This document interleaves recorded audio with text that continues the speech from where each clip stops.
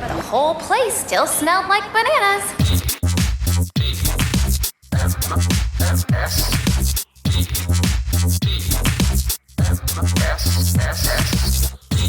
The morning stream. Let's do the time warp again.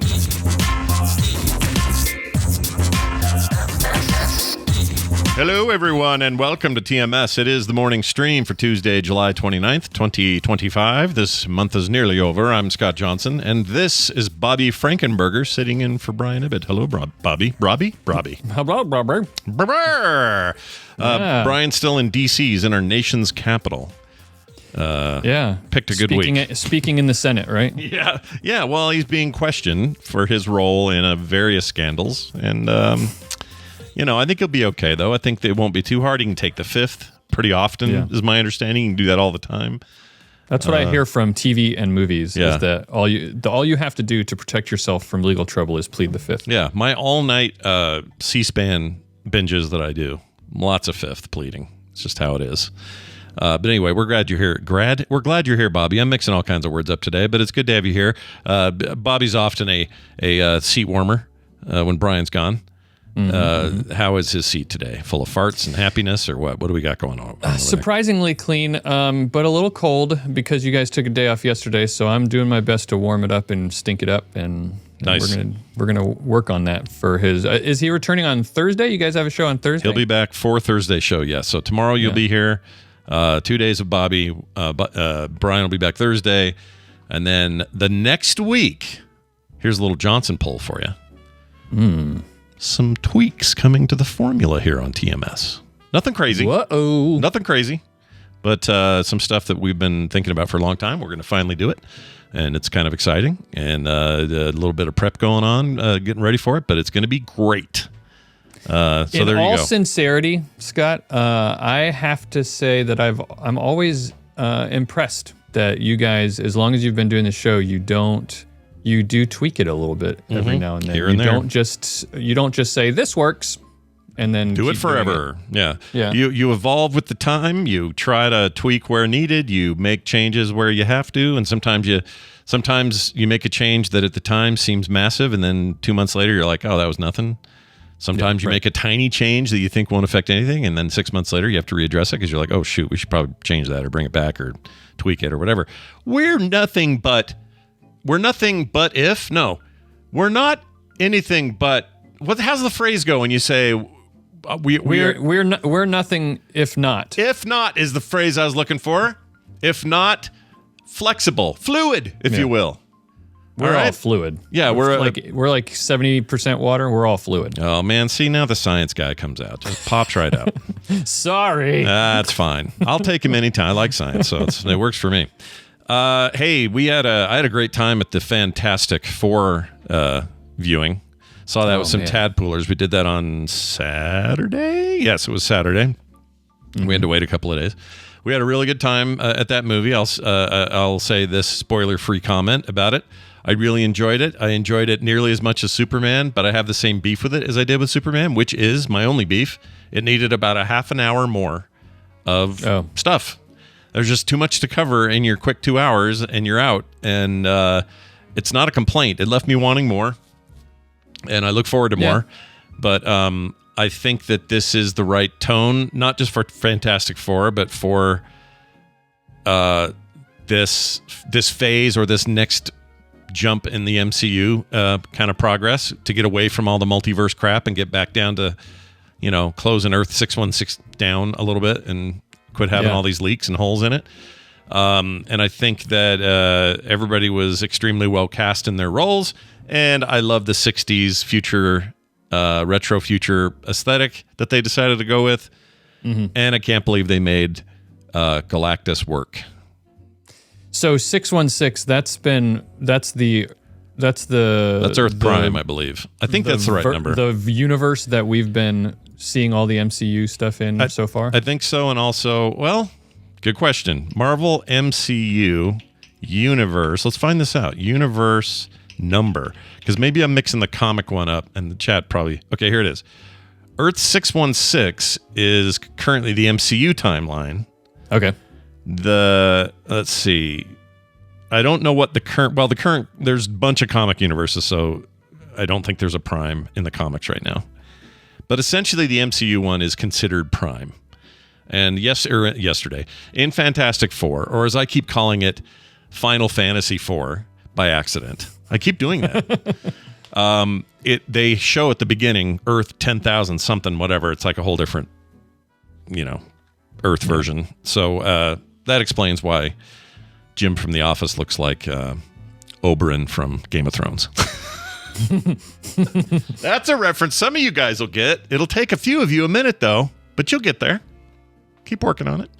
Anyway, I had a really good time. Did you end up seeing it this last week? No, I haven't seen it, but you know what? I am glad to hear that it, there's two types of complaints of the type that you just did. There's like two sides to that complaint coin that you had, which one is what you said, which is it needed a little bit longer because there was a lot of stuff. The other is that it went too long and it could have been cut down. And if I had to choose which one I wanted, I think it needed to be longer. Yeah, just a little longer, a little more character development. I could have used more. Honestly, one of the most compelling things about it was the thing that I usually don't give a crap about, and that's Silver Surfer's story.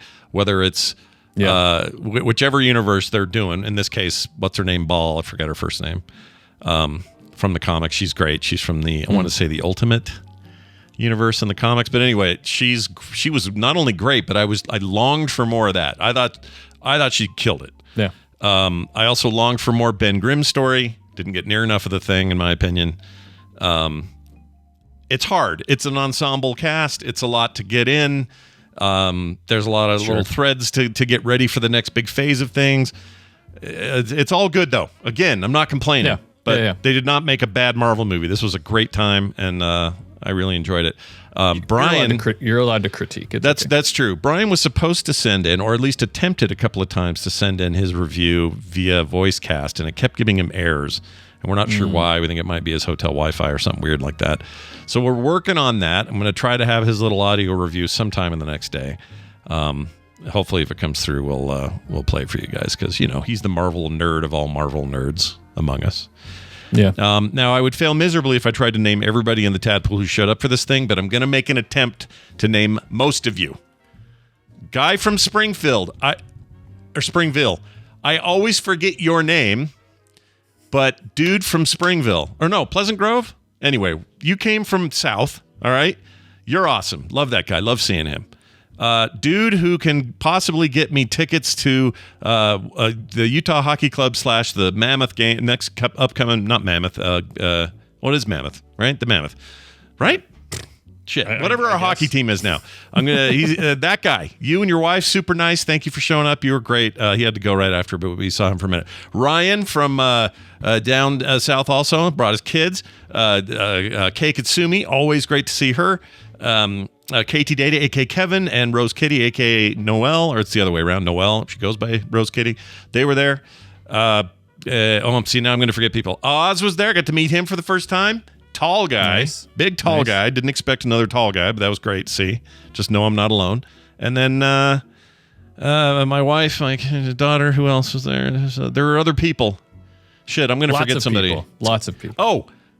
Oh, Cindy Parkhouse was there. She not only, whenever she looks at me, I'm always afraid she's looking into my eyes because she works at the eye doctor I go to. So I always worry she's diagnosing me when I look at her. Just kidding. I love her. It was so good to see her there. She doesn't often get to come to the local stuff, so that was really nice. I am sure I'm forgetting people. I know I am. But to you, I say apologies, but also thanks for coming. That was super fun to all get together and hang out. I only have one beef about my experience. It's not the movie. It was the theater. Let me tell you about this. Brand new movie theater just built. It's got bowling lanes. It's got some kind of, I don't know if they have laser tag, but it's like a more full experience if you want it. Giant arcade, all this other stuff. And it's connected right up next to the new ballpark out here for our AAA team, the Bees. We don't like actually, we do like these bees. And it's not far from us. So it's like kind of only about 1.5 miles, 2 miles away. And everybody met up there, but it's really nice. There's amphitheater and bands out there playing and all this cool stuff.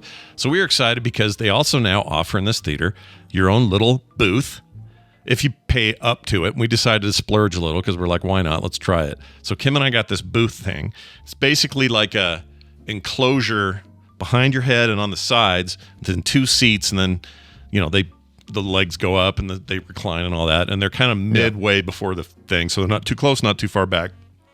And you push a button to order food.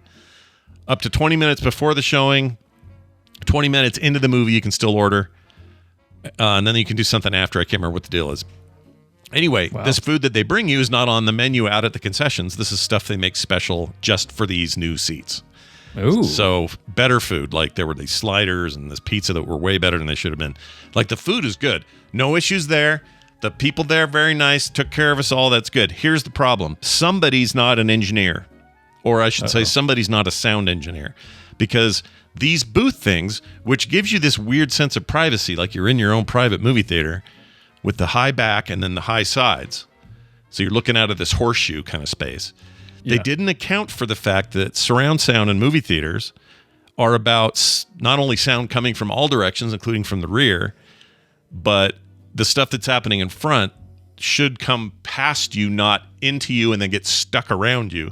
So I could tell I was hearing a mix of this film that was not the way it was meant to be a little bit. So muffly when it shouldn't be. A weird sense of this stuff's not just behind me, but it's too far behind me. That's because sound's being blocked or it's being bounced off the back of this wall behind me. Right. I don't know who was in charge of that, but like freaking. It wasn't tested. No, it wasn't the tested guys. Or it wasn't. No, I mean it was. It must not have been user tested. Even like Adam Savage and his tested website. It wasn't the tested crew. No. It wasn't Adam Savage who made it. No. I mean, I'm sure they tested it for all the other reasons that it's an amenity there, but they didn't test it for sound, clearly. Or they just said... Or maybe it was people who don't care much about the sound. Maybe it's too small of a group. Yeah, if you took a girl there on a date, you just make out in there, Like, you're not even watching it. You're like Seinfeld watching, what was it? Schindler's List, not remembering anything about it. What'd you think of the black and white? Oh, the black and white. Yeah, that was something like that. That's probably why. But I just was like, oh man, I know my ears would if I could just put my head up out of the thing, when that would look stupid. But if I did, I would have gotten the full Monty there with the sound. Right. So that was kind of a bummer. I thought of you though, because I thought of science while I was sitting there. Yeah, I'm always thinking about science. Yeah, I almost sent you a text and said, Bobby, let's talk about sound next week. Let's get that going. Anyway, you saw a movie, though. You saw the Happy Gilmore, too. How was that? Yeah, so if I told you there are two things, two sides to the coin, right? There's the you didn't get enough and you wished there was a little bit more and you were left wanting. The other side of the coin... Oh, that's 3 sides. Keep going. The one side is what you experienced. You wished there was more. Yeah. The other side of the coin being it went on too long. That's what Happy Gilmore 2 was. Oh, I've read some pretty good glowing reviews of this, but this will be so okay. Let me say I did enjoy watching it, but I did go in with expecting it to be bad. Okay. It was just a fun thing. Steph, I liked I loved the Happy Gilmore is a classic, so I love that movie. It's funny, and Stephanie and I both like it. So we were like, oh, we're gonna kids are gone for the week. Mm-hmm. They're with their grandparents, and we want something to watch with dinner. We're gonna watch it. Yeah. So we sat down and watched it. Didn't expect it to be very good.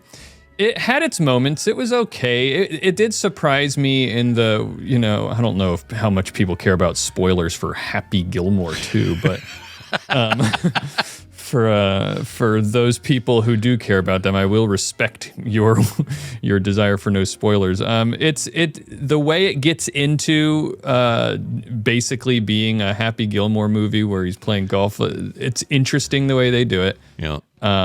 It's not. There were parts of it that were just, most of it was just kind of a constant reference to the first movie. Yeah. Which got a little bit irritating after a while. It does do the thing that I find annoying sometimes, or pretty much every time that a TV show or a movie does it, which is it just kept inserting footage from the first movie. I didn't know that. Yeah. Okay. Like he would remember something or a character would appear and it was clear that this person was either supposed to be the child of a character from the first movie, or was an old version of the person from the first movie, and they felt like they needed to remind you who it was, so they'd show a quick 5-second clip from the first movie. I see. That was kind of bad. There's only one movie one thing I've ever seen which does that kind of flashback well, and it's been Cobra Kai does that well. Oh yeah, I agree. That's a pretty good. Like, hey, here it is on Netflix. Go for it, right? It's not like a big thing hinging on box office revenue or whatever. I have heard that maybe this is a low bar, and you can tell me because I don't know how much of his other recent stuff you've seen. But outside of some really wildly good dramatic roles Sandler's had in recent years, Uncut Gems is a good example of that. His comedies have all been kind of terrible. Like, there hasn't been a great run. This seems like maybe the best of those, right? I don't know. I haven't seen the comedy is seriously, the best way to describe it is if you're a fan of the first Happy Gilmore and you like that movie, this movie is intended just to stroke that nostalgia. Okay. All right. So if you want more Happy Gilmore, this legacy sequel, they like to call him now, is right up your cheese, is what you're saying. Yeah. Icor says never actually seen the first Happy Gilmore. Then don't watch this movie. You're probably not going to like it. I mean, I think I will see it because I really did like the first one. I happen to really like Adam Sandler, generally speaking. I think he seems like, in real life, kind of a nice guy and a decent dude, and he's good to his friends and even some who are kind of chodes. Yeah, and so that's another thing. I did watch this movie with that in mind. Like, if you also view this as a movie where it's just Adam Sandler getting together with a bunch of people he came up with, because Happy Gilmore was like one of the movies that and Billy Madison put him on the map, right? In terms of a movie maker. And it's just like him getting together with those people and just having a really good time. That's also true, and that's another way you can look at this, and I think it's great. But it's okay. It's all right. Yep. If you want to kill some time and you want to fondly remember the first Happy Gilmore, they really did pretty much bring everybody back. Couple of exceptions, right? Richard Keel's son is supposed to be in this, but obviously Richard Keel's dead. Right. Eminem plays somebody's brother or something like that. Yeah. These might be spoilers now that I'm saying them out loud. No, so far no spoilers. Okay. But what's his name? There's not really much to spoil, honestly. And the other thing they did was how a lot of these legacy sequels, like you were saying, they pretty much just take the movie and do it completely the same again. Yeah. They kind of do that. That's kind of what this is, but I will say they changed enough to make it feel like you're not just watching this. Like, it is the conceit of the movie is a little bit different. The motivation is pretty much the same, but the dressing is different enough that it feels updated and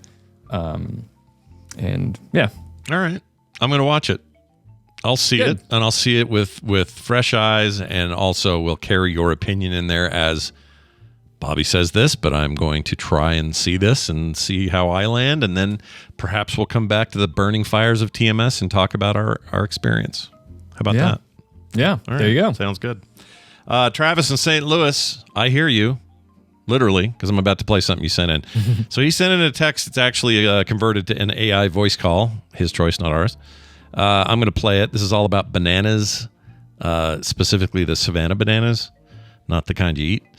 And tickets, getting to see the Savannah bananas, because they keep coming up on the show. We got T-shirts now, like they keep coming up. So here's what he has to say. The bananas do a ticket lottery. You enter the lottery. If you're lucky, you will get a chance to buy tickets. They limit the number of tickets you can purchase based on the stadium. I saw them in St. Louis, and I was able to buy 5 tickets for $40 each. Definitely an amazing experience and the best baseball experience I've seen. Shove a hobo. Travis in St. Louis. All right. Shove a hobo, everybody. You heard it here. I've heard nothing but good. It's obvious their popularity is, they're having a moment, so I can't deny the people and what they love. Yeah. So will I see them if they come through town? Probably not, because the tickets are outrageous. Brian looked up StubHub last Thursday, and they were like $800. Yeah, it was nuts. That's just like sanctioned scalping over there. It's ridiculous. But maybe it'll quiet down. They'll have their little globetrotter moment, and then it'll go down a little bit, and then I'll make it. Maybe they'll come to the Bees Stadium over here. The Bees. That's right. All right. Well, thank you for that, Travis. We appreciate the call. Let's get to some news, Bobby. Let's try to inform these people as well as entertain them today. All right? Yes. You think that's a decent idea? I agree. I do. Okay. It's time for the news, and it's brought to you by the Daily Science Briefing. Bobby, tell me more about this fantastic Daily Science podcast show unit. Yeah, so I do a new podcast, which is Daily Science Brief. It's 10 minutes of science news every day. It's 3 days a week, but we're going to be moving up to 5 days a week next month. And it's just 4 science news stories in 10 minutes. And it's if you want to keep up to date with science news, then that's the place to do it. I think they should check it out. Also, your weekly show. We'll talk about that later. And a little surprise later, we're going to at least hint a little bit. Some people know about this, but we'll hint at a collaboration coming up with Bobby and possibly the Core podcast. Yes, that's right. You heard it here first. Well, maybe second. We kind of talked about it. Probably second. Yeah, but we got some cool ideas. So watch for that. All right, let's get to the news. A woman died from a dog lick. Oh my gosh. Yeah. Pause for really? shock. Yeah, she died from a dog lick. Here's how it went. A woman has died after a dog licked her wound, according to a court. Now, keep in mind, the dog didn't go, "Reh," and then she died. That's not how it works. All right? That would be impressive. The headline suggests such a thing, but I think it's probably deeper, and we'll find out now. June Baxter, age 83, also a little older, right? Yeah. Cut her leg Was after... it the dog wound? Right. Or the dog lick? Was it the lifelong 83-year-old life? Anyway, she cut her leg after falling from her commode on June 29th. That's a code for toilet. Yeah. Quality news writing. Yeah. Some of you Gen Alphas out there may have never heard anyone call a toilet a commode, but that's what's going on. My grandparents call it that. Do they? Still? No. Oh. I was just... Are your Stephanie's grandparents. Are your grandparents still around, or either of you have grandparents still alive? No, I was going to say, that's what I was going to say. No, they don't still because they're dead, but I was trying not to bring it down. We always got to bring death in it. I was trying to think if anyone I know that I work with all the time that still has grandparents. Brian did, but then his grandma died, 2 months ago? Yeah. I'll just make it sadder. Let's just make this sadder. Yeah. Anyway, the retired legal secretary who was alone when she fell pressed her community call bell. Almost said cowbell. To alert her granddaughter, Caitlin, who acts as her main carer, should be care provider. Mm-hmm. I don't think carer is correct. I mean, it is. It probably is. Like, if I looked it up, it is. I don't like how it sounds, okay? If somebody says, I really care about the environment, would you say you are the biggest carer? No. No. You wouldn't say that. I would say I'm their biggest caregiver. You'd get kicked out of your building. Anyway, she arrived at the house in Attleboro with her dog, which licked the wound that she got from falling off the commode. Mrs. Baxter told her granddaughter she felt unwell the following day and was taken to a hospital on July 1st.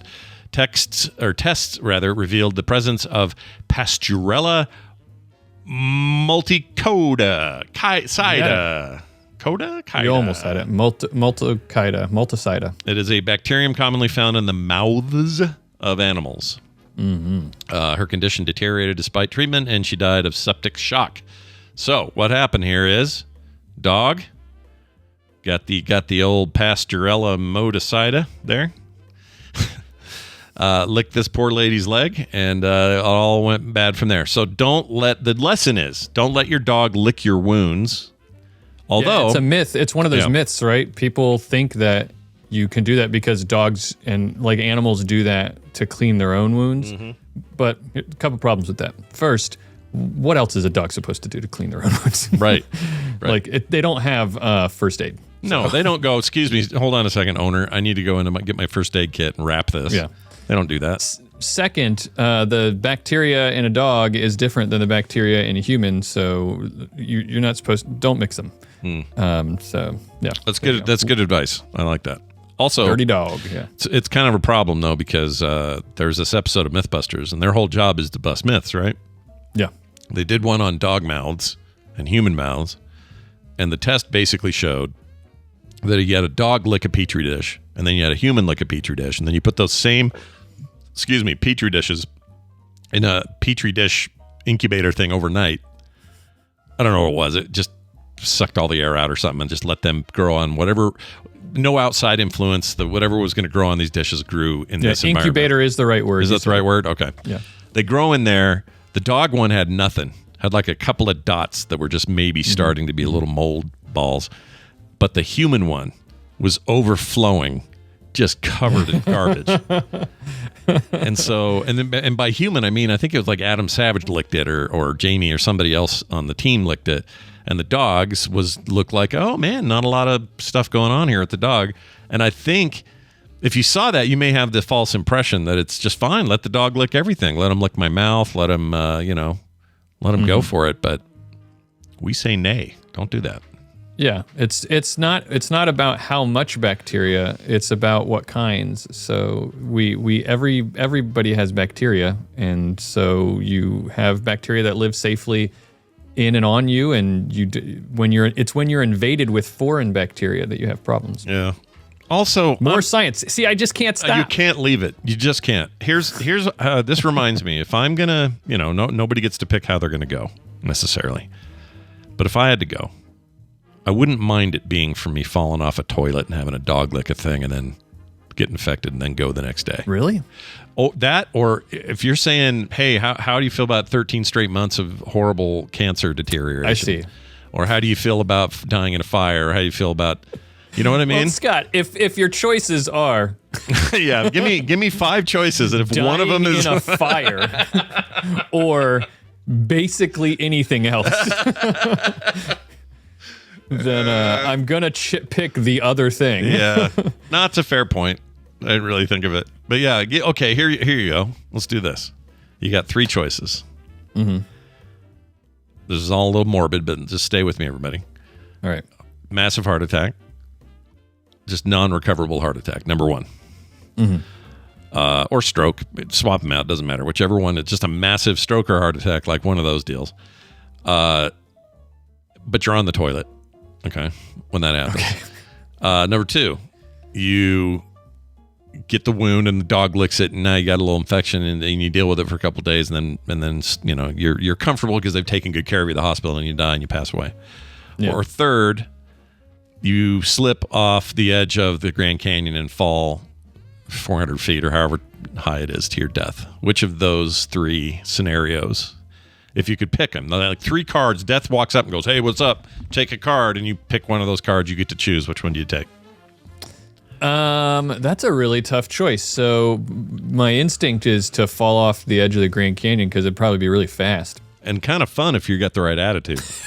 Right? Kind of fun if I know it's coming. And you just said death is telling me it's coming. Yeah, right? It's coming. He told you that this was going to happen. I mean, I would try. Yeah. I would hope that if I fell off a giant cliff or a building or whatever, I would have, even if I didn't know it was coming, I'd have the mind that would go, well, this is done. You're done. Yeah. So stop panicking, freaking out, yelling, screaming, and waving, and just enjoy this final ride. That would be great if you could have the presence of mind to do that, right? Instead of, because you're right, if you fall off the edge of if you just fall off like one of those cliffs where you can just free fall for like 10 seconds, for some reason, I don't know this for sure. I've never talked to anyone who's fallen off of a cliff to their death, but for some reason, I imagine your instinct is to, in those 10 seconds, figure out how can I get out of this one? Probably. Yeah, I think human instinct is always to. I don't even think it's voluntary. You're just gonna try. Now, if it's long enough, see, here's the trick: make it 10,000 feet. Yeah, I will have enough time in the first couple thousand feet to kind of start to get over it a little.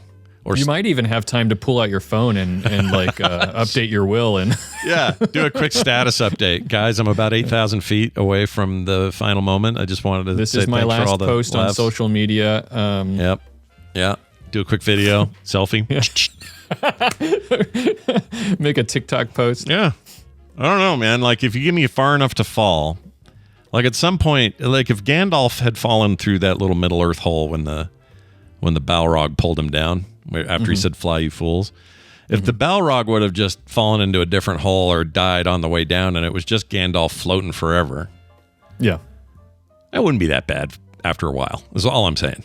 You'd get used to it. Yeah, you get used, like anything, any extreme situation, you would eventually get used to it. I like the idea that you'd be falling for so long that eventually you'd start complaining about being hungry. Oh my gosh. Okay, now that's a gnarly way to go. If you are falling forever, Starving to death, falling through a oh void. my gosh, dude, that's bad. Yeah. I don't want that. I'm watching Foundation right now, catching up on it, and I really like they've changed a lot about the books, obviously. But the books were really hard to read. They were so deep and dark, thick. Like that is some thick sci-fi going on.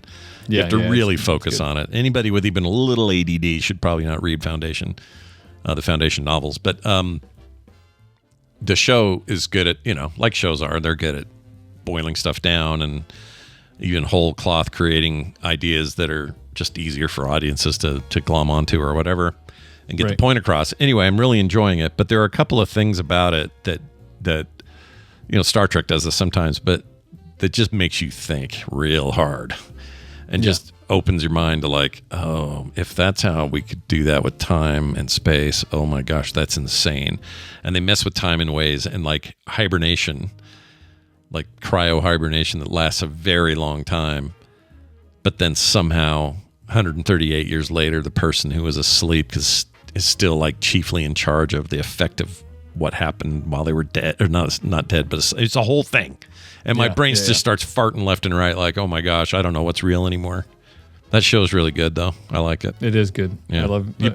I haven't watched the most recent season because there's a new season out, right? There is. I don't know if it's finished, but it may still be coming out. But because they do week to week. But that's where I'm at. I'm just finishing the second because I wasn't caught up. First one had some issues, but you could tell right when season 1 got disrupted for COVID stuff because it was right then, right, and they had to stop and then come back, and you could just feel. You could feel the shuddering of where the show was. Yeah. And it bugged me for a while, but then I got over it and finished it. And then season 2 has been a banger so far. It's really good. Season 2 is good. Is the current one the fourth season? Third season. So season 2, there's only been 2 seasons up until this current one. So we're on the third one right now. Yeah. Okay. And two is sort of delayed because, again, COVID just getting everything back together and making it happen as far as I know. But I love that. Like, I need here. Okay, here's what I need out of the streaming services from now until you're all gone, or whatever the world changes again. We all do something different. Keep somebody there focused on acquiring and or producing quality sci-fi content. That's all I need.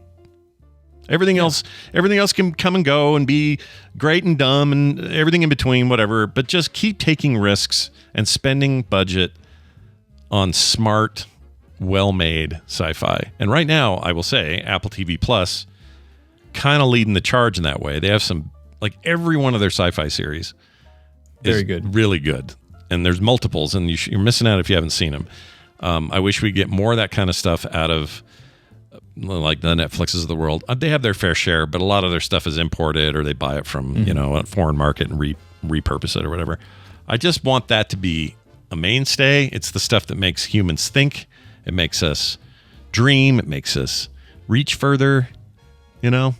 Instead of getting all bogged down in our poop. My favorite kind of sci-fi is where they build where they create a whole world where, this one like conceit, this one idea, and they just extrapolate on it for like hundreds of years or thousands of years, and love it, and like see where it went, and it's just like a little thing like Foundation does that with how the leadership in the galaxy or whatever works. Yep. And what's that one? Silo? Silo's great. Yeah. Silo does that with with the way that show worked, like the whole conceit behind that show. Yeah, I love that too. It's the Dune dust because Dune does this.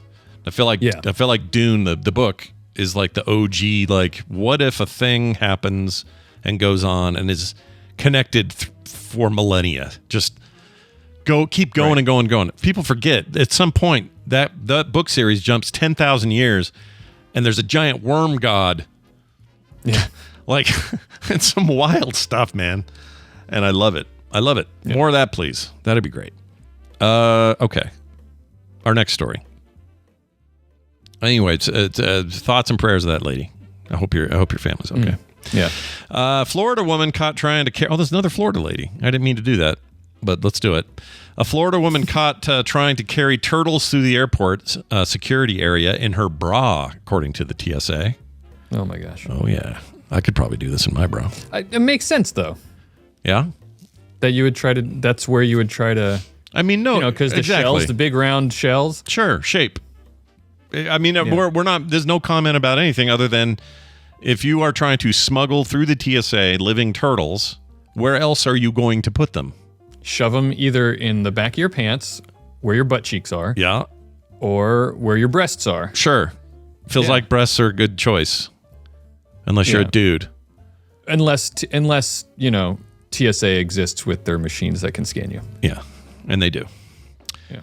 Turns out. Anyway, the administration, the Transportation Security Administration, the TSA, checkpoint in Miami International Airport. This is where this happened. The woman who was not identified had the turtles wrapped in what appeared to be gauze and plastic wrap. According to the photos posted on social media by the agency, TSA did not identify the breed of the turtles. One turtle died. Yeah, if you wrap it in plastic wrap. It was the left one. Just kidding. I don't know. I don't know how you designate which one. You know what I mean? Because in context, there's a right one and a left one because that's how they were smuggled in. Which of those two died?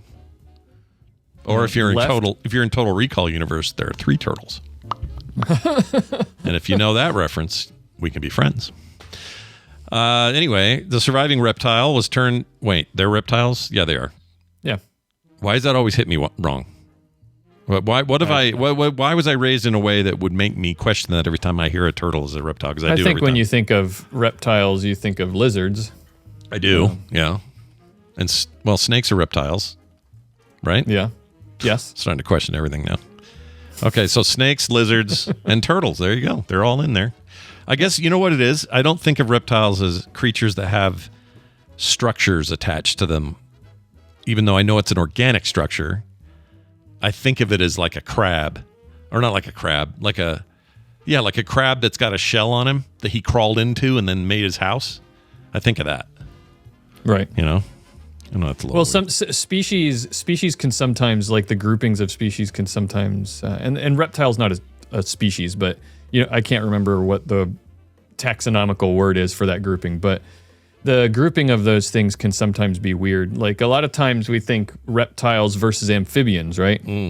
So amphibians are like on land and in water, and turtles and tortoises seem like they would fit the bill. Yeah, they all kind of hang out. But they fall under reptiles, and I'm not totally sure why. I'm not an expert on that, but sometimes it's just weird the way that those categories were described originally. Just really disappointing to have this science expert on who's not sure about Yeah,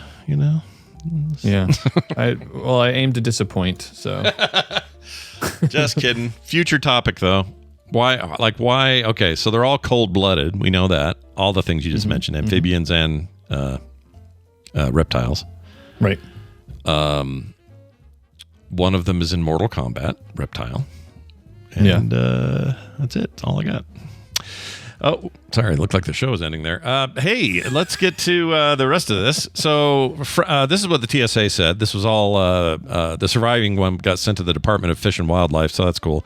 Quote, friends, please, and we cannot emphasize this enough, stop hiding animals in weird places on your body and then trying to sneak them through airport security, says the TSA on social media. Can you just hear the frustration? Oh, yeah. Totally. God, please. You think they're probably happy the shoes don't have to come off anymore, right? Yeah, I mean, I think everybody's happy with that, yeah. Yeah. But thanks to this lady, now the bra's got to come off. I do. I mean, that's the 60s all over again. Burn your bras. So here's the thing. We don't talk about this very often, but the shoe thing at the TSA, it was probably always dumb, right? To base an entire security procedure on a failed attempt by one dude one time to do a thing that probably in the end was only going to hurt him anyway. And then we could have a whole conversation about how the TSA stuff is just security theater anyway, and whether or not it actually does anything. I got a buck knife through Salt Lake City International, took it all the way to California. No one noticed it on the way in or the way back. No one saw this knife that I had, and I didn't do it on purpose. Same thing happened to me one time. I had a small pocket knife, which was harmless, but they didn't know that because they didn't even notice it somehow. So. Yeah. So the fact that they're not catching, and mine was bigger. Mine was it was a lock knife. Is that what they're called? Yeah. I think so. Where you pull it out and it locks and you have to click it to unlock it. Anyway, it was a pretty big knife, fully extended out of its thing. It's probably like that. And it was just sitting in one of these pockets in my bag. And I'm not looking at the screens. I'm not noticing it because I'm not thinking about it because I didn't think I had it in there. I had it in there from a camping trip with the same bag. And it was just in there. And it went through the deal. And it went through, and it had a guy going derba derba der looking at it. And then it came out the other end and nothing on either side of that trip to BlizzCon. Or it may have been my more recent one. I don't remember. But it left me with a feeling of like, what are we doing then? What is this? Yeah. Whereas when we went to Canada recently, they confiscated our maple butter. Oh my Lord. What did they think that was about? Like a little bomb material? The guy was really nice. I don't want to, disparage any individual TSA agents. He's just following the rules. But because of the nature of what it is, it qualified as a liquid, I guess, and it was in slightly too large of an amount, and so there was nothing he could do about it. And Stephanie was like, "Will you at least eat it?" Oh, the guy, they can let the guy take it and eat it. Hopefully, yeah, because he had to inspect everything and look at everything. He was like, "Well, you can't take this. It counts as a liquid. I'm sorry about that." And she was like, "Okay, we get it, I guess. But will you at least take it home and eat it so it doesn't go to waste?" Yeah, I've had that happen with shampoo or something once. But that's my point. It's like you caught the shampoo. Well done, guys. Yeah, my knife got through, and it was a knife I could hurt somebody with real bad if I wanted. I wouldn't, but they don't know that. Yeah, they're the TSA. Yeah. But meanwhile, there I am taking my shoes off, getting those scanned.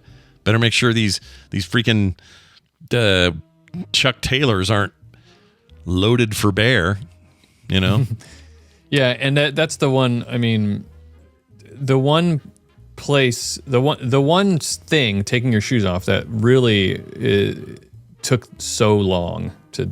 That was like always the longest. And did you ever note half the time you would go through TSA, they just, I guess, in a morning meeting decide, we don't feel like this is going to take too long today. Let's just let them keep their shoes on. You notice that sometimes you go in and they're like, no, take your shoes off. Yeah, it feels like they're just busy or something. Yeah. Just keep them on. Yeah. The rules only matter when we want them to. Yeah. It's honestly, yeah. Because they don't say that. They, of course, make it seem like maybe something's going on or, whatever. But they really, all they're saying is we're a little slammed today.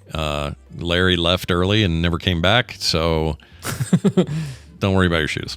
I've always suspected that what they really do is in their morning meeting is they have like a deck of cards. Mm-hmm. And they just like, okay, these are the things that we're going to have them do today. Yeah. Shoes on, belts off, electronic devices in multiple bins, except your hoodie can be in with your backpack. Yeah. There you go. Anything they want, anytime they want. Yeah.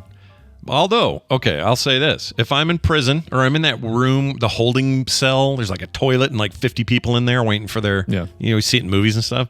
If I'm in there, guy goes, what'd you get in here for? And he goes, I killed 5 men in a fight in a bar or whatever. And the other guy goes, oh yeah, I stole a plane and flew it somewhere. And then they get to the lady, I smuggled 2 turtles into my bra. Just doesn't have the same weight, Yeah. All right, that's going to do it for today's news. We're going to take a break, and when we come back, we're going to spend a wee bit of time with Amy. She's here for Read This, and she has a book recommendation, also an answer to a question we got for her, so we're going to be doing that in a second. In the meantime, I'm going to play a song, a break song that Brian provided for me. Big thanks to him for doing this. The question is, did he send me any info? Let me just make sure I'm not missing anything before I do this. Let's see. Nope, that's Wednesdays. It looks like I just have the name of the song. Here's what I know for sure. It's going to be great. All right, that I can promise you. So we're going to go ahead and play it. This is a song called, let me find the name. Doop-a-doo, it's in the disc, or it's in the thing. Oh, Scott. That's why there's two of us on the show, so he usually does this. Okay, here we go. This song is called I Love This by Punchbag. So the song is I Love This, and the band is Punchbag. Is it good? Well, you'll have to listen and find out. Here it is. We'll see you on the other side. Whoops. Why? Okay, hold on. There we go. There's nothing about my wife's activities that I do not know. Masturbation.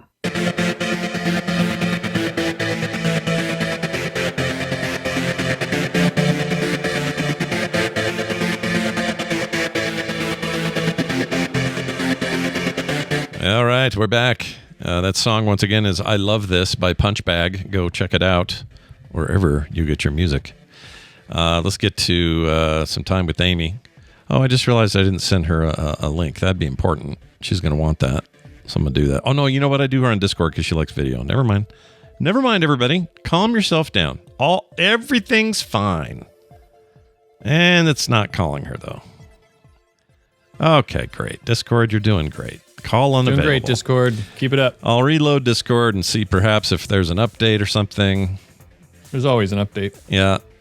There really is. They update a lot. I don't know if that's... I think that's good. Or is that bad? What do you I don't seem to notice the updates very much, so I guess that's good. Yeah. I think it might be good. They're not impacting my experience very much. Yeah. Well, that's all that matters. All right, here it is. I found it, everybody. Off we go into the thing. Where is it? One of the things that I enjoy also is reading. Well. What do we have here? It is one Amy Robinson, a.k.a. Red Fraggle. Well. What do we find? Amy, what's going on? How are you? Well. Hello, friends. How are you? How are ya? Good. It's nice to see you. We got video working, right? Yeah, there it is. Oh, I'll send you video as well so you can see our happy faces. Oh, that would be nice. Look, we're all friends here. Presumptuous of you to assume that my face will be happy. Well, your face, I don't want to get into it. I'm just saying. It's happy now that Amy's here. Yeah, there you go. Nailed Aww. it. Amy, it's good to have you here. Go ahead. My daughter was in here a few minutes ago, and Bobby was up on the screen, and my daughter said, "Oh, he's the science guy, but not Bill Nye." Yeah, that's an accurate representation. That's my new. Yes, that's true. Yeah, that's my new social media profile description. It's your sign off on the show now. I like it. But not Bill Nye. Yeah, but not Bill Nye. Hi, I'm Bobby, but not Bill Nye. Hey, it's good to have you here. We're going to get into recommendation. Before we do, though, we're going to start with this letter we got for you, a text, if you will. This is to Amy from Jen. I'll read it real quick and then see if you've got an answer for Jen. I'm not sure which of our Jens this is. This is a Jenn, so there's probably like 8 Jens I'm aware of. Is who it this might the be. Jen or just a different just Jen? We don't know. Yeah, it could be a Jen or the Jen. We don't know. Recommendation needed from Amy. Me and my friend are reading quirky sci-fi books this year, and I'm looking for a recommendation. We've done ones like Hitchhiker's Guide to the Galaxy, Dungeon Crawler Carl, When the Moon Hits Your Eye by John Scalzi, and we're just kind of stuck on what to read next. Do you have something fun in your back pocket that you would suggest? It would be greatly appreciated, says Jen. Well, Amy, what do you have? I do. So I made a little list here because, I don't know what all she has and has not read. So I made a little list of potentials here. So obviously she starts with Hitchhiker's Guide, Douglas Adams' other novel called Dirk Gently's Holistic Detective Agency would be a good choice. Oh, yeah. Also, she mentioned John Scalzi. So Starter Villain and Kaiju Preservation Society, both by John Scalzi. If you haven't read either of those are both good choices. Completely fit in the realm of quirky sci-fi, and then branching out from there, these are all books that I have recommended here before, but fit into this category. So I would say An Absolutely Remarkable Thing by Hank Green, that has like a giant alien robot that lands on Earth from seemingly nowhere, but all in all kinds of places at the same time. And nobody really understands that much about it. And then there's the second book in that series called A Beautifully Foolish Endeavor. Nice. And those are, all one big story. So I would recommend reading them back to back. Then there's also a book by Dennis E. Taylor called We Are Legion, We Are Bob, where it's a near future sci-fi where it's available to people of a certain wealth bracket to be able to sort of save your consciousness. And this fellow does so and then is immediately hit by a car. And and then gets loaded into a computer and all hilarity ensues. I've heard good things about Good that timing. one. Yeah, I've heard great stuff about that book. It's supposed to be good. It's really funny. Honestly, it's really very funny. And he starts I don't want to give too much away, but it's really funny because it's very much he's just kind of he understands tech, but he's not like technobabble super nerd. He's just a regular guy who suddenly finds himself without a body. And and it's so he reacts the way a normal person would react to that, and it's kind of hilarious. So she says quirky sci-fi. Would you include, because it's not quirky so much as it is a little less, it's a little more lighthearted, but that Hail Mary book is that was the last one on my list, actually. Was Project Hail Mary. If you haven't read Project Hail Mary by Andy Weir, now is a great time. The movie's getting ready to come out soon, and it was great. And I would fit it in the, if somebody asked me for a quirky sci-fi, I would not exclude that book, simply because, again, the voice of it, the narration of it, it's told in the first person, and he's very much a regular dude, and so if you've read The Martian, it's kind of similar to that, where, those who haven't read The Martian, the first line of the book is, well, I'm effed, but he doesn't, he spells it out, but so like it's like that, it's very, I'm a regular guy having a really, really weird experience. It's a really good trailer just dropped for the movie, and also Andy Weir talked a bunch at San Diego Comic-Con. If you can find that discussion or that panel, totally worth checking out. That guy's great. Gives a ton of insight into what his process is, why he writes the way he writes, the kinds of books he's chosen to write, that kind of stuff, and it's all very cool. So definitely check more out on that. The hilarious thing that I realized, this is just like apropos of nothing, but when I was making this little list and I was typing it up, I realized that Andy Weir's name is Weird without the D. Oh, weird. I mean, right? Literally. And I just realized it because how sometimes you get your fingers get used to typing a thing a certain way. Yeah. And then, you have to backspace like, oh no, I didn't mean for the D to go on there. I'll bet he gets autocorrected all the time as weird. It's got to be, right? Yeah. I mean, his phone, I would say so. Maybe his phone will get used to it, but geez Louise. Yeah. Never thought of that. To make sure he has andyweird.com. Yeah. Put a redirect on that. Yeah, right. Get on that right now, Andy. Former Blizzard employee and dev on Warcraft 3. Andy Yeah. Weird. Well, all right. There you have it. We also have a book recommendation for the week. Excited to get to this one. You have a little setup for it? We do. So I wanted to kind of set this up by talking about a post you made, Scott, and I'm really fascinated by this thing that you said. You said that all good sci-fi has heaping helpings of space religion. Yeah. And I'm paraphrasing because I don't have it up in front of me, but that was basically the gist. Yeah. All the big classics, if you think about it, like Dune, the Foundation series, iRobot, pretty much anything from Asimov, pretty much anything from most of the big classics, they all have some kind of and it's usually based on like something scientific happened, but then years later everyone went nuts and lost their minds, and now they kind of worship it and they have a whole church around it. But I love that stuff. I don't know why. So this is more of a thing for me and less of a statement that everybody, should only have sci-fi with giant space religions in it. But for whatever reason, I always find that stuff just delightfully fun in sci-fi. Well, that's all. So I wanted to kind of revisit that, because then, I kind of replied and I was like, and I gave you a whole bunch of examples. Yeah. And, Mad Max and, a few others. And it was like, okay. And when you countered back, you said, okay, this whole thing, like The Stand, for example, is like all based on religion. And I'm like, yeah, but they're Earth religions.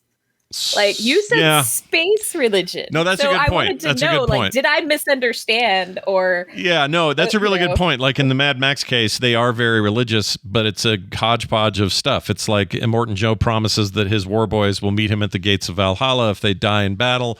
Like it's all very pulled from other myths, other ideas, and then applied to their apocalyptic time. The history men, the guys that write all the little bits all over their bodies, history men and women, they are in a way they're a religion unto themselves. They don't get super into it, but it's kind of world buildy that they have a special job to do, and it's a very holy job and all this. But you're right, it's not in space, and it's also very derivative of stuff you could point to here, like Catholicism or ancient Roman gods or whatever. And so my thing is like, if you're talking sci-fi that is, I guess it's a genre of sci-fi, it almost crosses into fantasy, because like Warhammer 40K, the Dune series, like I mentioned, Foundation, Red Rising, that series, I loved it. That's got big religious overtones, but most of it comes from long futures into space where everyone's forgotten about. Nobody knows what Methodists are. Right. Nobody's talking about it that way. But instead, we're like, the red sun of the whatever quadrant is the Lord, and we are all looking to it for advice or whatever. I love that, because it's such a great way to take religion out of the modern context so that it's less divisive. We're not having an argument about, atheism and Christianity or something right here. Instead, we're far flinging it and making it abstract and going, all right, now we can talk about these things and what societies do around it without you freaking out because you think we're talking about your church up the road. I love that. Yeah. No, I completely agree. I agree. Like good fiction in general, but specifically good sci-fi, I think, gives us something to reflect on our lives, but with at least one level, if not many, removed from reality, right? So it's a way to think about these things where it doesn't have to feel personal, but you can recognize the patterns. You can see like, oh, this thing is like that thing. Mm-hmm. And so maybe we should think about that, kind of thing. Mm-hmm. So that's, I completely agree. I think I just got hung up on the space thing. Yeah. Because I was like, but all of that is like terrestrial Earth religion, and like no, it's a fair point. Earth religions. Talia in the chat just said something that's interesting. In The Expanse, a fantastic series of novels and great TV adaptation, in that story, the dominant religion that has usurped all others and become the biggest thing with all of the resources and all of the mind share are Mormons. And that's fun for a bunch of reasons. One of which is actually kind of sensible. They're hoarding hundreds of billions of dollars right now. They have so much money. So the concept that they could parlay that into a future of being able to be dominant because they've got the most money of any organized religion is possible. But aside from that, having grown up around Mormonism and in a state with, it's not really dumb. People think it's all Mormons here. It's not, but a large percentage. There are more in California than there are in Utah. But the point is that growing up in that, I know enough to know that juxtaposition is also kind of funny. Like it's sort of ridiculous and over the top. And I have to assume that this is how Catholics feel sometimes when They're in everything. Like Catholics are in everything. Hey, you have an exorcism story? You got somebody possessed by a demon? Call the priest over. All the Catholics. Yeah. And like Dogma just got out of what's his name? Not Epstein, other perverty guy that's in jail. Harvey Weinstein. Harvey Weinstein jail. Yeah. Because like Harvey Weinstein or like the Weinstein Company, whatever, owned the rights to Kevin Smith's movie Dogma. Yeah. And so for years, us Kevin Smith fans, we were like, where's Dogma? Why can't I buy it or stream it or anything? And it's because the rights to it were owned by the Weinstein Company. And so just recently, Kevin Smith got the rights to Dogma back. And so now you can go and watch Dogma. I think they actually had some, screenings in local theaters and things like that. I think Travis actually might have mentioned he was going to go see it in the theater. But yeah, like it was in stupid ownership rights jail for a long time. Sure. So the vault. Very exciting. I love the vault. Yeah. I loved everything about that movie, including the fact that like when people came out and protested it, Kevin Smith also himself came out and protested with them just to see if anyone would notice. That's awesome. So there's like actual news footage of him getting interviewed, like protesting his own movie because he's that guy. Yeah. But yeah, so I think all of that is a really, really cool discussion. And I think that there's a lot to be said for like what religion, pro and con, right? Why do we as people, why do we feel drawn to that sometimes? And, and what the nature of belief and gods and all of that. Sure. And so this book that I brought with me today dovetails right into that. But this clip is going to make it sound like it doesn't, but this is just the introduction. And it's just really, really well read. And it's really funny. So see if you can recognize the voice of the narrator. Very nice. Real quick, I realized the elephant in the room that we haven't mentioned is literally a giant space religion was founded by a sci-fi author in the form of Scientology. So that's a fun crossover, that one, where they just went straight to, we got all kinds of ideas in our books and let's just do this right here as well. All right. Anyway, here is your, they went straight to like, being a joke by themselves. Yeah. Oh yeah. No, they've got, there are plenty of good jokes around that organization. But anyway, here we go. Oh, and just a reminder, Utah's weird. Don't come here. Our prices are too high. Okay? Don't come here. We're all weird. All those beautiful skylines are just green screen. Oh my gosh, all of it. The canyon lands, all the beautiful vistas, the nice dry but warm weather in the summer, the beautiful snow in the winter, all that stuff, forget it. It's not good. Everyone's got 50 wives. You should see all mine. The other 49 you never see. Pfft, what a mess. So I'm just saying, don't come here. Housing is too expensive as it is. All right. Here is your clip. It is about 2 minutes long. Enjoy. Consider the tortoise and the eagle. The tortoise is a ground-living creature. It is impossible to live nearer the ground without being under it. Its horizons are a few inches away. It has about as good a turn of speed as you need to hunt down a lettuce. And then there is the eagle, a creature of the air, whose horizons go all the way to the edge of the world. Lightning death on wings, talons and claws enough to make a meal of anything smaller than it is, and at least take a hurried snack out of anything bigger. And yet the eagle will sit for hours on the crag and survey the kingdoms of the world until it spots a distant movement, and then it will focus on the small shell wobbling among the bushes down there on the desert, and it will leap. And a minute later, the tortoise finds the world dropping away from it, and it sees the world for the first time no longer 1 inch from the ground, but 500 feet above it, and it thinks, what a great friend I have in the eagle. And then the eagle lets go. No one knows why the eagle does this. There's good eating on a tortoise, but considering the effort involved, there's much better eating on practically anything else. It's simply the delight of eagles to torment tortoises. But of course, what the eagle does not realize is that it is participating in a very crude form of natural selection. One day, a tortoise will learn how to fly. All right. Can I guess who it is? Yes. I'm not looking at the chat. I have no idea what they're saying. I think I just finished a listen through a Return of the King that was read by Andy Serkis. I think that's Andy Serkis. It is. Okay. It is indeed Andy Serkis. Did anyone else get it? Oh, a whole bunch of people got it. Shoot. Oh, yeah. Not a whole bunch, but yeah. I think Sean Bloom was the first person that I saw. I was feeling very smart. I was very smart for a hot second, and then you all were already smarter. So good job.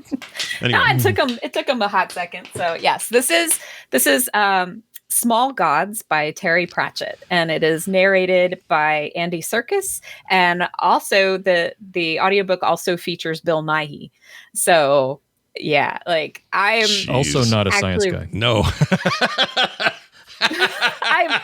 I'm very excited to actually listen to that. This is one of my favorite Terry Pratchett books. Yeah. And I've read it several times, and I am excited to actually listen to this audiobook because, I mean, it's Andy Serkis, Yeah. right? So, and talk about your quirky sci-fi lord. This guy, got to put him on your list for sure. Mm-hmm. Well, yeah, I mean, I didn't mention any Pratchett for Jen specifically because I think of Pratchett more of like quirky fantasy.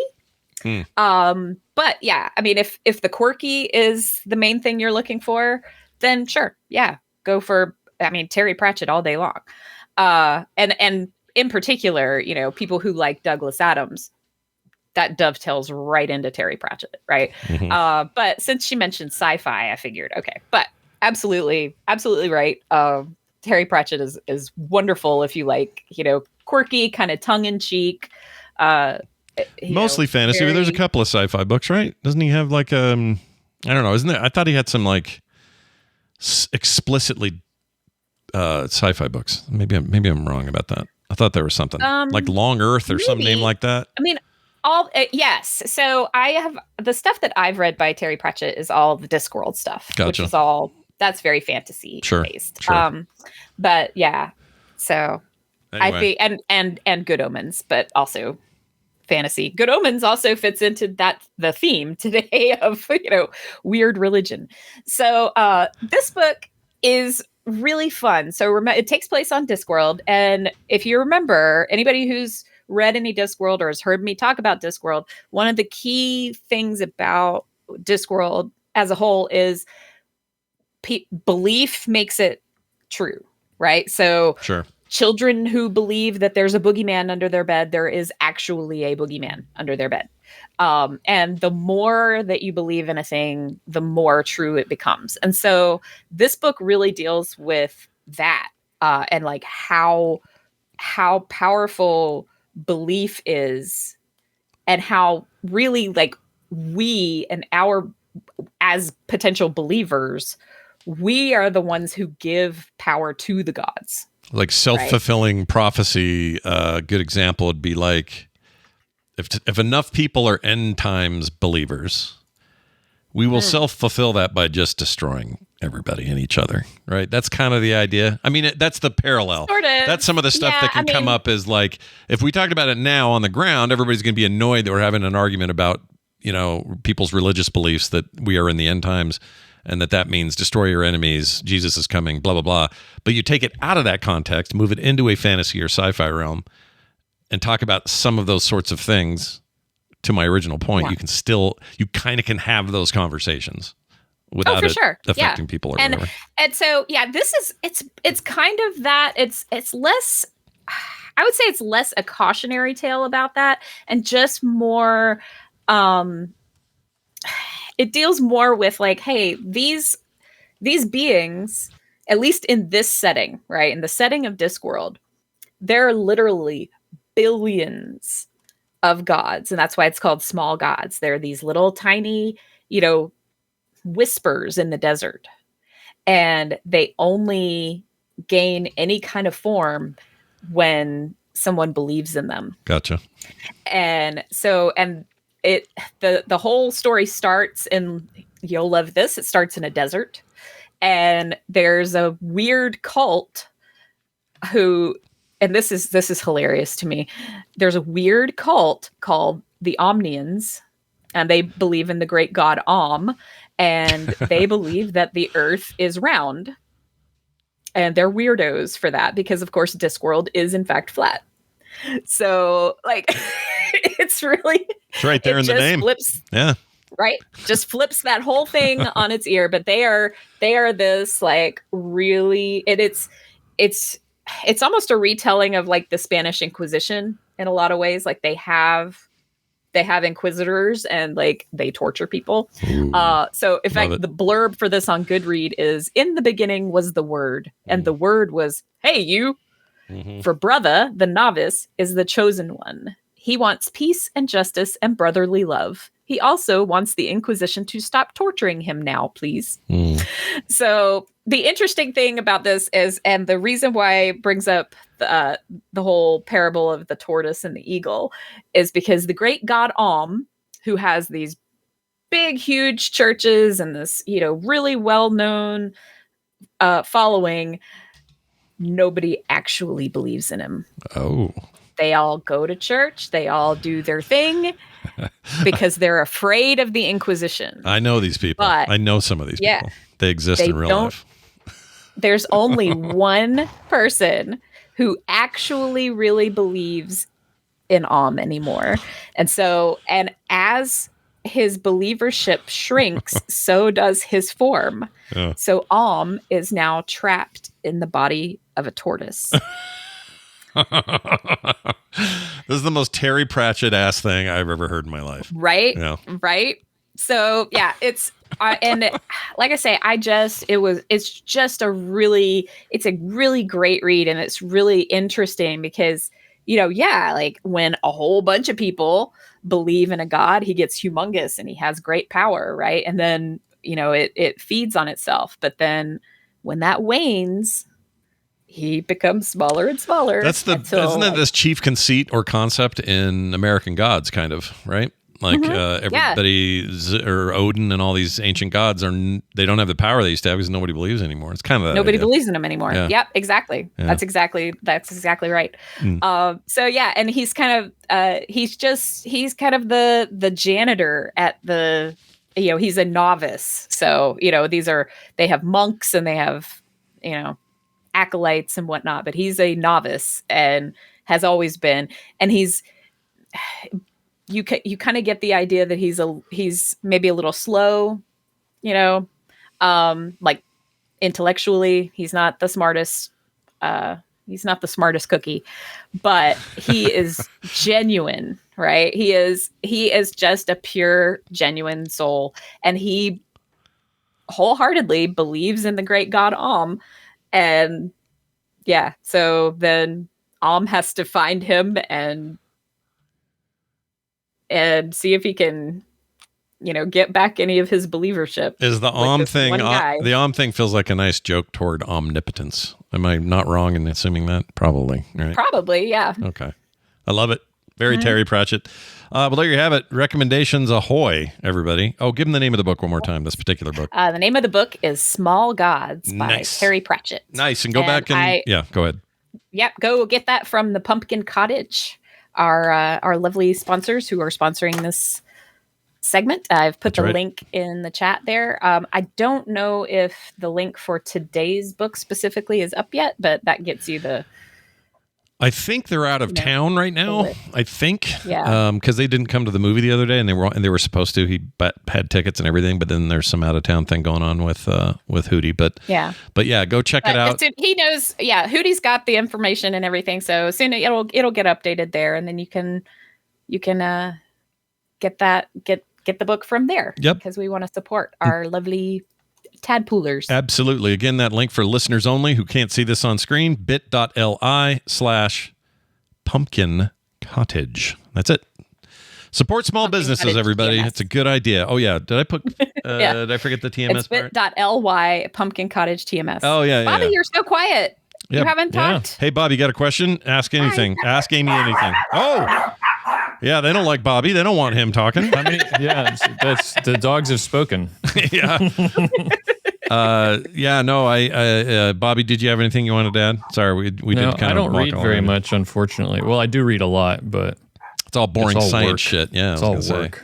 It's like, where do bugs come from? I don't know. Do you ever have that problem, Amy, where you read a bunch in other parts of your life, and then when you sit down to read something, you're like, I don't want to read. Yes. Yeah. Yeah. I mean, I do. Although, because I use audiobooks so much, it's now become, I think the neglected thing in my life is music now, because I constantly have like, a podcast or a earbuds book in or headphones on. I've got podcast playing, or I've got an audiobook playing or something like that. I've got narrators for my life. Same now boat. instead Same of- boat for me. Yeah. And I get music suffers the most, for sure. No doubt. That's what I need to do, though, is I need to start doing audiobooks. Yeah, get in there, Bobby. Come on now. I'm sorry. Yeah, I'm letting you especially down. if you've got, a long drive or anything like that, audiobook is perfect for that. Yeah. It's great. That long drive from your kitchen to your awesome studio room in there. He has I know I have the same issue. I don't commute for work either, but I don't leave the house. sometimes you gotta go visit the fam or whatever, and you gotta, Yeah, put something get in on. the car, May as well so. be Terry Pratchett. Well, it's always good to talk to you, Amy. I can't wait for the next time we do this because we get great recommendations from you. Stay out of trouble and do me one favor, and that is tell Chuck to eat it. All right. That's it for Amy. We've completed our rounds there with her. However, got a couple more things before we go. Some housekeeping? Yes. One of them is very exciting, I think, but we'll see what people think. All right. So if you heard it on Core, then you already know this, but we kind of have. So Bobby and I did 6 episodes of The Instance on purpose. We brought it back for the new expansion that came, and we said, hey, we're going to do this. We're going to do a season. We're going to do 6 episodes. We're going to see how it goes. We're going to see what the cadence is. We're going to see what the news cycle's like. We're going to see what our response to it is. Moreover, we're going to see what our lives look like. How does our schedule apply to this? Like, it was a chance for us to learn a little bit and also prove out that we could host that thing well together, which I think we did. Yeah, sometimes you do a podcast on accident. This one was on purpose. Yeah, this was on purpose. So all you accidental podcasters, get some purpose in your life. Anyway, we did that, and we've come lots of back and forth. I don't have to get into that because it's boring, but we are going to be bringing that World of Warcraft energy once a month or more, depends on what goes down, when there's a big patch, when there's a huge thing about a new expansion, or there's some big thing to talk about. We already kind of do that on Core anyway, because we talk about all big announcements on Core all around the gaming world. But instead of us just going, here's a bunch of Warcraft news on Core, we're bringing Bobby on to talk about it. He will join us on those days, and he will talk to us, to our faces, via the internet. And we will listen to him. And we will all know what is happening in the World of Warcraft. I'm really looking forward to that. And I think we're starting on what, the 7th? Yes, the 7th, because the new patch is going to be coming out on August 5th. Yeah. And so, there's going to be World of Warcraft news to talk about. We're going to need to talk about what's going on. And so, yeah, I'm going to come on Core and talk to everybody about that. And then, like you said, whenever there's a need or to talk about World of Warcraft, whenever something's going on with World of Warcraft, I'll come on, and that's where the spirit of the instance will live on. But you know what? One thing I want to make sure that people know is that as one of the biggest complainers of how long Core is, because I start an episode on Friday, and then I finish. Sometimes I finish it before the next one comes out. All right. I told Scott, you know what? I have an idea. Not everybody might want to dig through an entire 3-hour episode of Core to get the instance World of Warcraft content in there. Why don't we just, since people are already subscribed to the instance feed, why don't we just cut that out and put it on the instance feed? So if people who only want that can get it. You're going to get it. They can, so whatever it is, however long we talk about it, it'll show up there as well, and so you can get that if you're not interested in the whole core. But you should, if you like video games, you really should listen to Core. I agree. It is a good podcast. I agree, but there are still some people in this world. They're less than ever, but there are people in this world where they've got one game they play, and in that case, in this case, it's WoW. It's not a problem. Totally get it. We want to service that. So I'm glad you brought that up. That's a really key point of this whole thing, which is those people are subscribed to those feeds. You'll still get this stuff. All right. And we'll announce this on Core this week for the following episode when Bobby's on, just so people can anticipate it there. I'll also put out a short little thing for the main feed on the instance to let people know to expect those there. So it's everybody wins, really. The big giant thumbs up. The show lives on in spirit. The 20-year-on show continues down the path of enlightenment.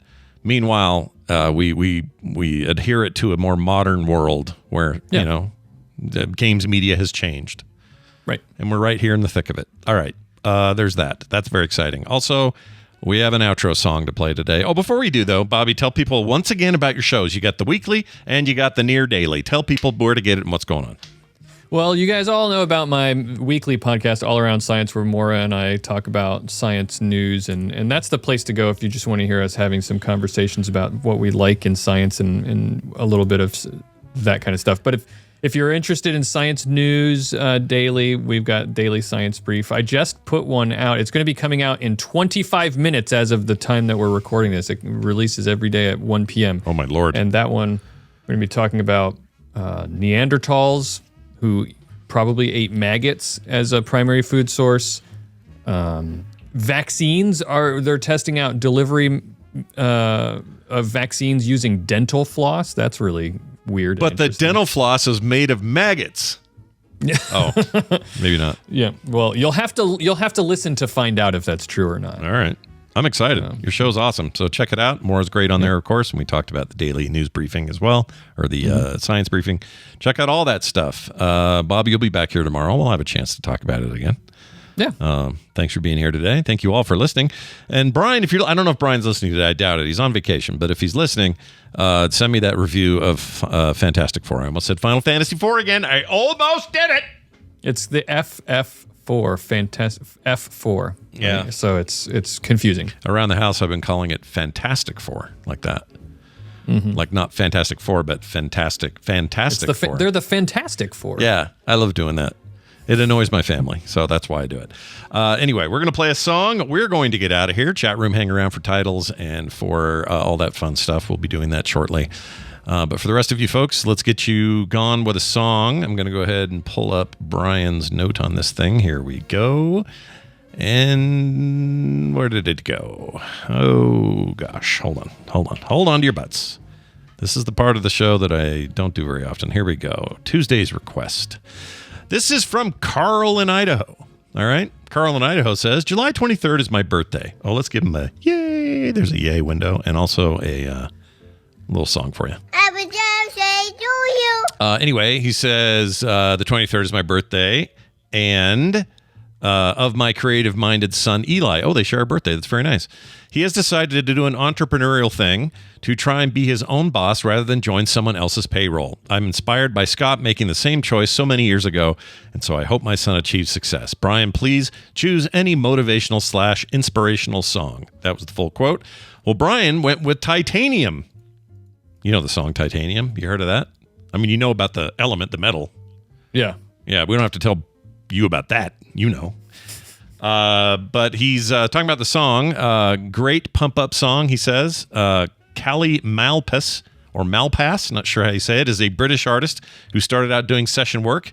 And this song came from the Umbrella Academy soundtrack. Big fan of that show. Hopefully some of you are as well. So we're going to play that song right now. It is called Titanium. It is from Callie Malpass. We'll see you guys tomorrow. In the menu of life, make your main entree frogpants.com. It's delicious. Delicious. Is it bigger than a mouse pad?